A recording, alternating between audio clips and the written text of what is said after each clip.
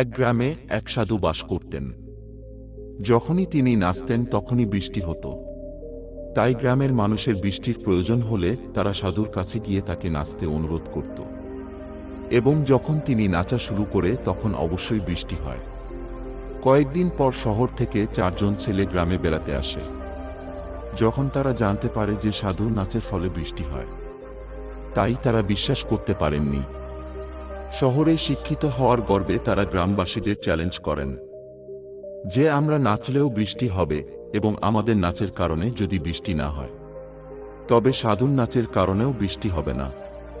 পরদিন খুব সকালে গ্রামবাসীরা সেই 4 জন ছেলেকে নিয়ে সাধুর কুঁড়েঘরের কাছে পৌঁছে গেল।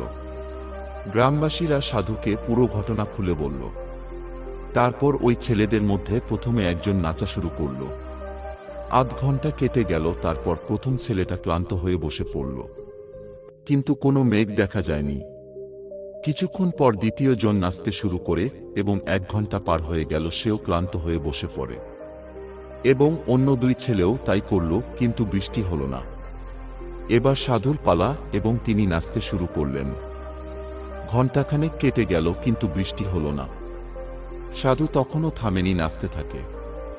নাচতে নাচতে 2 ঘন্টা পার হয়ে গেল, কিন্তু বৃষ্টি হলো না।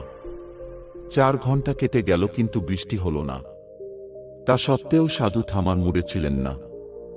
ধীরে ধীরে সন্ধ্যা নামতে শুরু করে, তারপর মেঘের গর্জন শোনা গেল। আর কিছুক্ষণ পর প্রবল বৃষ্টি শুরু হলো। এটা দেখে 4 জন ছেলে স্তম্ভিত হয়ে গেল, আর সঙ্গে সঙ্গে তারা সাধুর কাছে ক্ষমা চাইলেন। তারপর তারা সাধুকে জিজ্ঞেস করল, বাবা, আমাদের নাচের কারণে বৃষ্টি হলো না কেন? তোমার নাচের কারণে এত বৃষ্টি হলো। সাধু উত্তর দিলেন, আমি নাচার সময় 2টি জিনিস মাথায় রাখি। প্রথমত, আমি মনে করি আমি নাচলে অবশ্যই বৃষ্টি হবে, আর দ্বিতীয়ত, আমি মনে করি বৃষ্টি না হওয়া পর্যন্ত আমি নেচে যাব। তাই যারা সফলতা অর্জন করে তাদের মধ্যেও একই গুণ বিদ্যমান। তারা যে কাজই করুক না কেন সফল হওয়ার পূর্ণ আত্মবিশ্বাস থাকে, আর তারা সেই কাজটি করতেই থাকে যতক্ষণ না তারা তাতে সফল হয়। তাই সফলতা পেতে হলে সেই সাধুর মতোই আমাদের লক্ষ্য অর্জন করতে হবে।